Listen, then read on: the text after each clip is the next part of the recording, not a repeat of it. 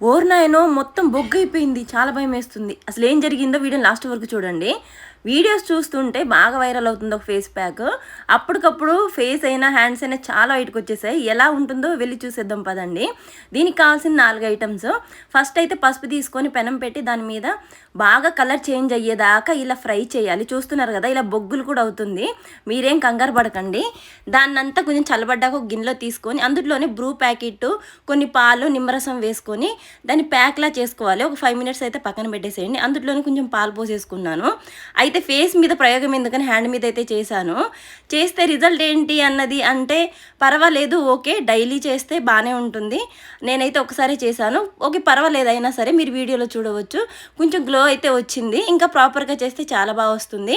అది పెట్టుకొని అయితే మనం ఒక 20 మినిట్స్, 30 మినిట్స్ అయితే ఉంచాలి. వెంటనే అయితే అంత గ్లో రాకపోవచ్చు.